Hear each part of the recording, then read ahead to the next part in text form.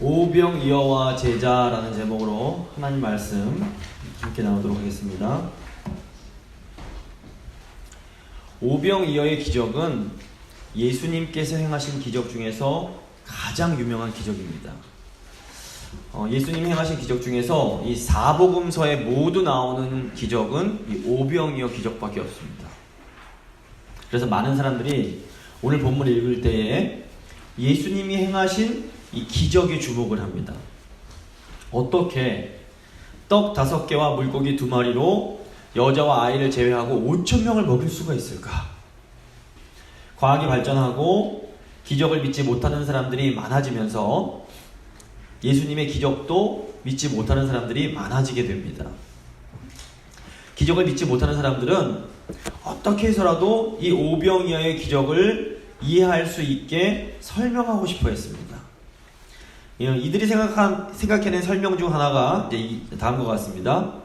한 아이가 자신이 가지고 있던 떡 5개와 물고기 2마리를 예수님께 드렸습니다. 이 아이의 모습에 감동을 받은 사람들이 자신들이 감추고 있던 이 먹을 것들을 다 꺼내서 함께 나누어 먹었다라는 설명입니다.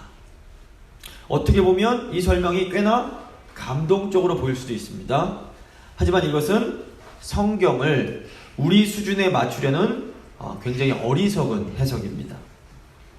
만약에 천지를 창조하시고 죽은 자를 살리시는 하나님을 정말로 믿는다면 오병이어의 기적 자체는 결코 대단한 것이 아닙니다.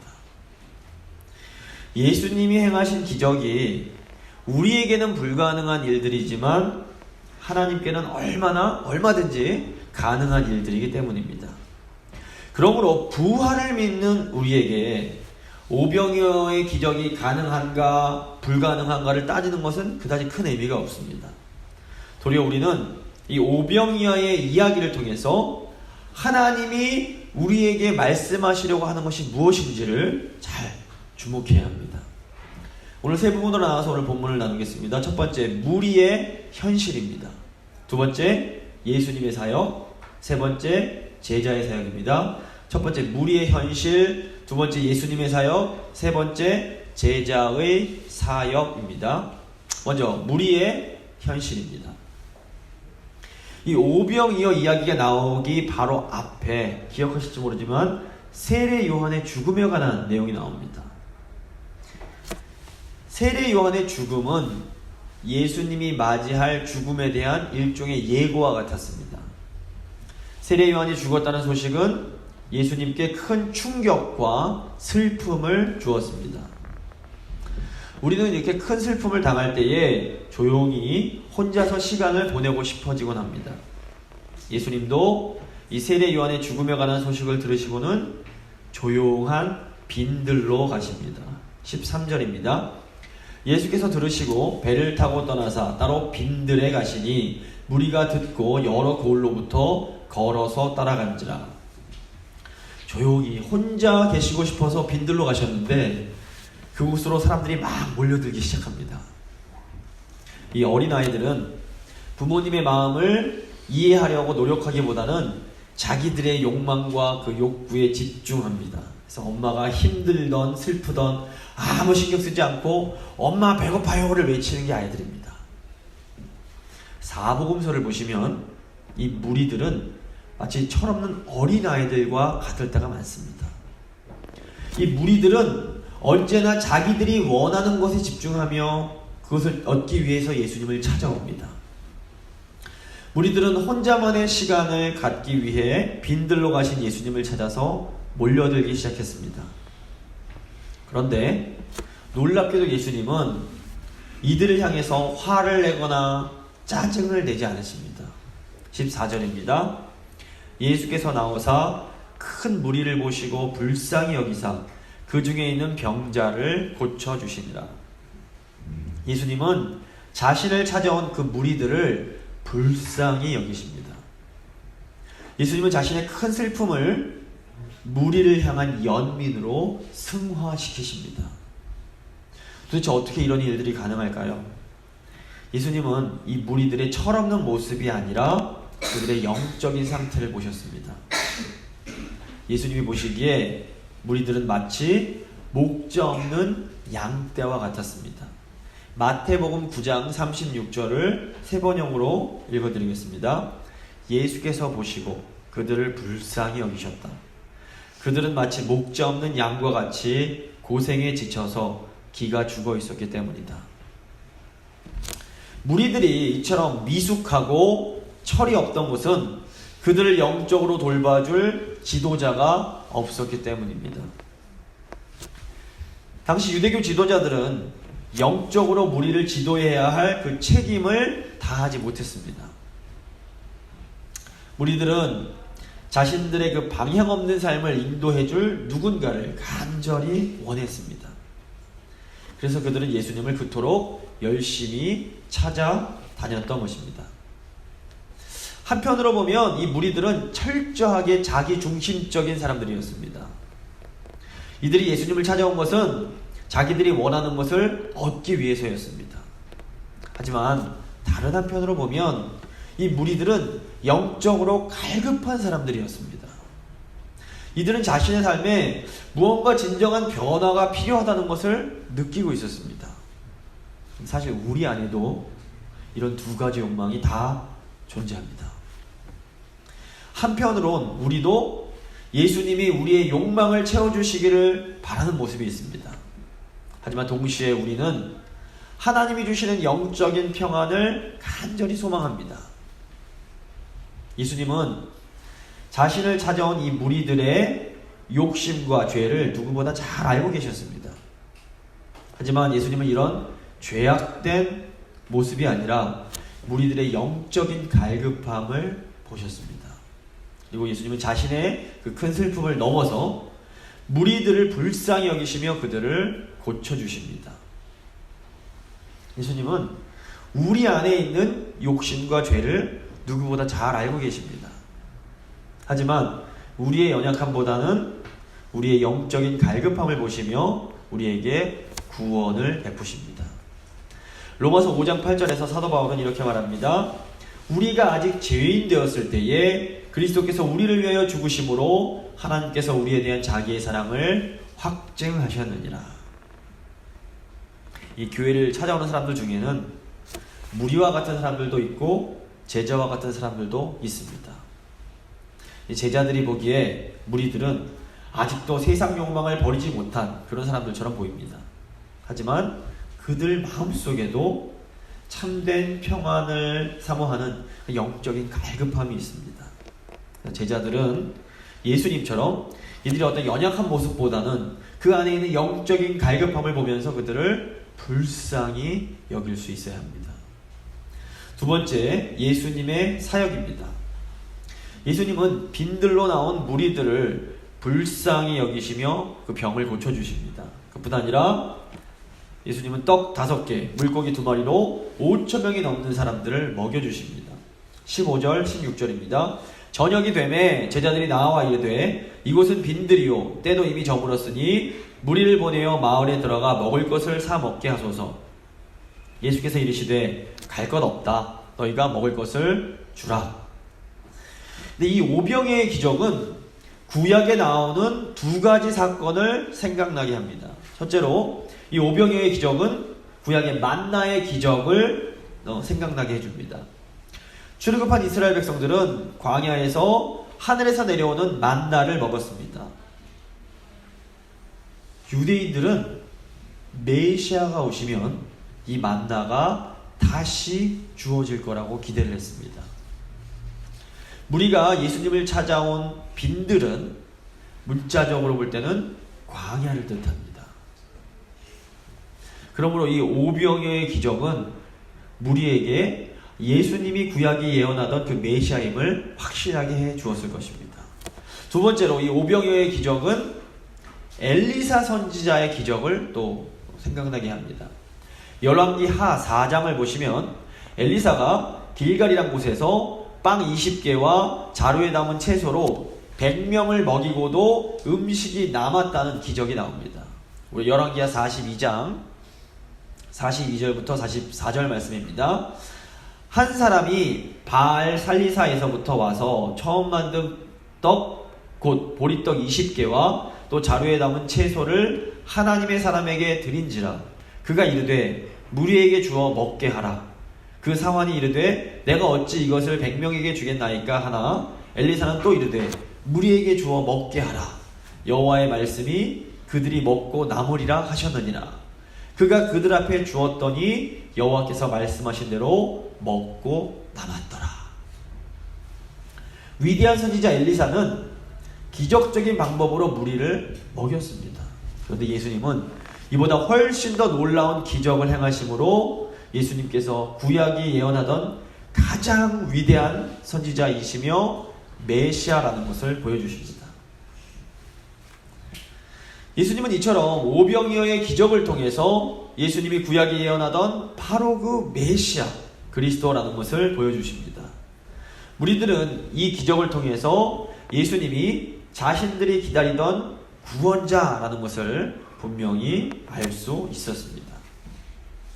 한편 예수님은 이 오병이어의 기적을 통해서 이 무리들을 하나님의 나라로 초대해 주십니다. 함께 먹는다라는 것은 하나가 된다라는 것을 상징합니다. 이 오병이어의 기적은 훗날 예수님께서 제자들과 행하신 성만찬처럼 이 천국의 교제를 상징합니다.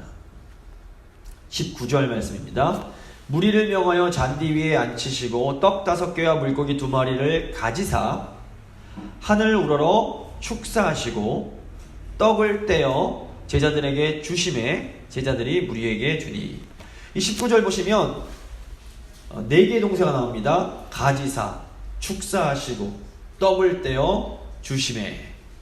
근데 이 4개의 동사들이 예수님이 나중에 제자들과 성만찬 하실 때 똑같이 사용이 됩니다. 마태복음 26장 26절입니다. 그들이 먹을 때에 예수께서 떡을 가지사 축복하시고 떡을 제자들에게 축복하시고 떼어 제자들에게 주시며 이르시되 받아서 먹으라 이것은 내 몸이라 하시고. 이것은 이 오병이어의 기적이 단순히 배고픔을 채워주는 그런 기적이 아니었음을 보여줍니다.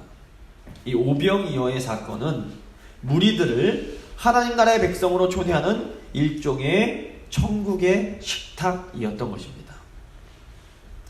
예수님은 무리들의 연약함과 부족함을 누구보다도 더 잘 알고 계셨습니다. 하지만 예수님은 그 사람들을 연약함 때문에 꾸짖지 않으십니다. 그리고 예수님은 그들을 불쌍히 여기시며 그들의 육체적인 병을 고쳐주십니다. 그리고 이 오병이어의 기적을 통해서 자신이 메시아라는 것을 알려주시고 그들을 천국의 식탁으로 초대해 주십니다. 예수님은 당시에 이 세례요한의 죽음만으로도 굉장히 큰 슬픔을 느끼고 계셨습니다. 하지만 예수님은 자신의 그 슬픔에 빠져서 갈급한 그 무리들을 외면하지 않으십니다. 도리어 예수님은 자신의 슬픔을 무리를 향한 연민으로 바꾸사 무리를 위한 구원의 사역을 행해 주십니다. 이런 예수님의 모습은 오늘날 교회인 우리가 어떠해야 할지를 잘 보여줍니다. 우리 삶 속에도 다른 이들에게 말하기 힘든 많은 슬픔과 고통이 있습니다.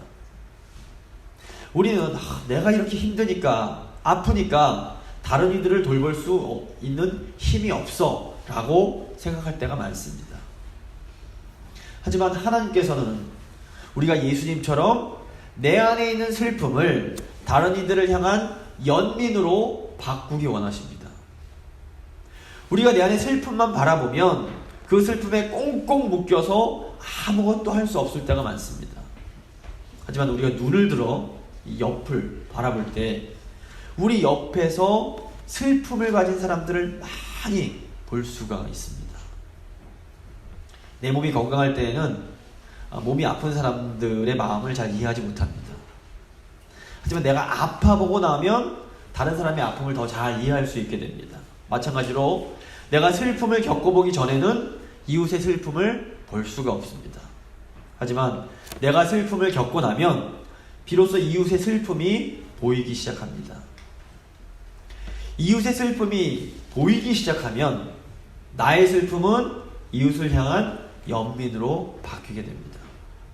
이렇게 내 아픔과 나의 슬픔을 넘어서 다른 이웃의 아픔과 슬픔을 공감할 때 비로소 우리는 아파하는 이웃과 하나가 될 수 있습니다. 예수님은 친히 인간의 몸을 입고 오심으로 인간의 슬픔과 아픔을 경험하십니다. 그리고 이 슬픔을 통해서 다른 슬퍼하는 사람들을 진정으로 이해하며 품어주십니다. 교회는 예수님처럼 내 아픔을 넘어 아파하는 이웃을 끌어안아주는 그런 사역을 감당해야 합니다. 사도 바울은 로마서 12장 15절에서 이렇게 말씀합니다. 즐거워하는 자들과 함께 즐거워하고 우는 자들과 함께 울라. 죄악된 이 세상을 살아가는 모든 사람은 저마다 슬픔과 아픔이 있을 수밖에 없습니다. 내 슬픔과 내 아픔을 통해서 우리는 슬퍼하고 아파하는 사람들을 이해하고 품을 수 있게 됩니다. 내 슬픔과 내 아픔을 우리 주님 손에 맡길 때에 우리의 슬픔과 아픔은 이웃에게 하나님의 사랑을 전하는 아주 소중한 통로로 변하게 됩니다. 세 번째, 제자의 사역입니다. 예수님의 이 제자들의 모습을 보면 우리가 어떻게 해야 이 예수님의 사역에 동참할 수 있는지를 배울 수가 있습니다. 15절부터 17절 말씀입니다. 저녁이 되매 제자들이 나와 이르되 이곳은 빈들이요 때도 이미 저물었으니 무리를 보내어 마을에 들어가 먹을 것을 사 먹게 하소서. 예수께서 이르시되 갈 것 없다. 너희가 먹을 것을 주라. 제자들이 이르되 여기 우리에게 있는 것은 떡 5개와 물고기 2마리 뿐이니이다. 제자들은 저녁 때가 되었을 때에 무리에게 먹을 것이 없다는 것을 알게 됩니다. 제자들 생각에는 이 무리를 위해 주는 최선의 방법이 이 무리들을 마을로 들여보내는 것이었습니다. 제자들은 예수님께 이 무리들을 마을로 들여보내서 먹을 것을 사 먹게 해야 된다라고 말씀을 드립니다. 근데 예수님께서 이때 제자들을 향해서 너희가 먹을 것을 주라 라고 말씀하십니다. 근데 제자들이 가진 것은 떡 5개와 물고기 2마리밖에 없었습니다. 제자들이 보기에 이 예수님의 말씀은 너무나도 비현실적이었습니다. 실제로 아무것도 없는 광야에서 떡 5개, 물고기 2마리만으로 5,000명이 넘는 사람들을 배불리게 먹게 하는 것은 불가능했습니다. 그런데 제자들이 미처 생각지 못한 것이 있었습니다. 제자들은 자신들에게 이 말씀을 하신 분이 누구인지를 망각하고 있었습니다. 예수님은 말씀이 육신되어 오신 하나님이셨습니다.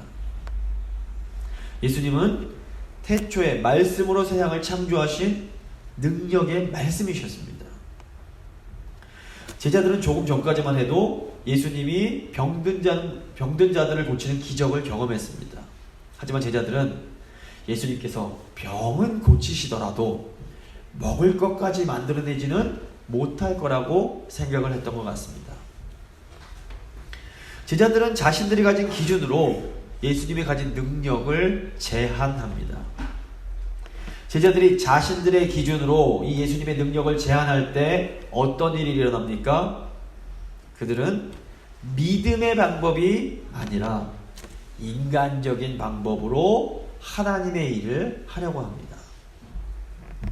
이 인간적인 방법이 비윤리적이라거나 나쁜 것이 아닙니다. 무리를 보내서 먹을 것을 사 먹게 하려는 생각은 나쁜 생각이 아니었습니다. 하지만 이것은 예수님이 원하시는 방법은 아니었습니다. 예수님이 원하시는 방법은 제자들이 직접 먹을 것을 주는 것이었습니다. 근데 우리도 종종 이 제자들이 했던 실수를 반복합니다. 우리도 우리 기준이나 우리 경험으로 하나님의 말씀을 제한할 때가 많습니다. 하나님의 말씀을 들을 때는 참 좋지만 비현실적이라고 생각을 합니다. 내가 수십 년간 신앙생활을 해봐서 아는데 이 일은 절대로 안 돼. 내가 일평생 교회 다녀봐서 아는데 그 사람은 절대로 변하지 않아. 이런 말들이 인간적으로 볼 때는 틀린 말이 아닐 수 있습니다.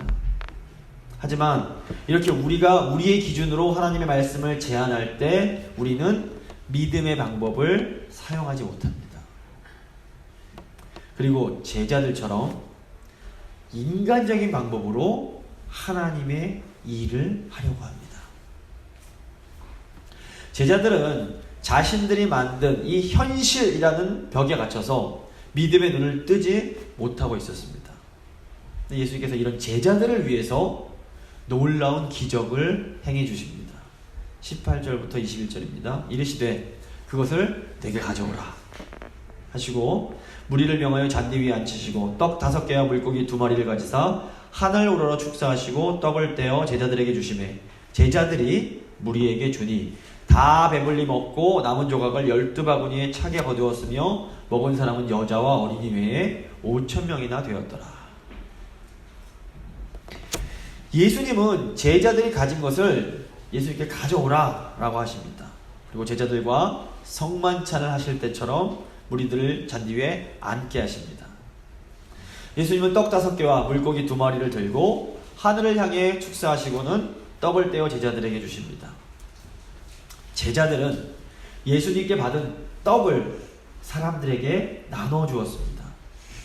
그리고 5,000명이 넘는 사람들이 떡을 배부르게 먹고도 12바구니가 남게 되었습니다. 이것은 참으로 놀라운 기적이었습니다. 그런데 제자들은 어떻게 이런 기적이 일어나는지 알지 못했습니다. 제자들은 그저 예수님께서 명령하신 것에 순종했을 뿐입니다. 하지만 예수님은 이 제자들을 통해서 이 기적이 나타나게 하십니다.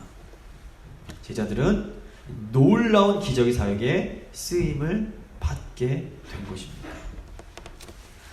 오늘날 교회인 우리가 기억해야 할 것이 무엇입니까? 하나님은 지금도 제자인 우리를 통해서 이 교회에 기적을 행하기 원하십니다. 우리는 하나님의 기적이 우리 가운데 어떻게 일어나게 될지 알지 못합니다. 우리는 그냥 하나님의 능력을 신뢰하며 그분의 말씀에 순종하면 됩니다. 우리가 하나님을 신뢰하며 하나님 말씀에 순종할 때에 하나님은 우리를 통해서 놀라운 기적을 일으키십니다. 이 기적에 동참하기 원하십니까?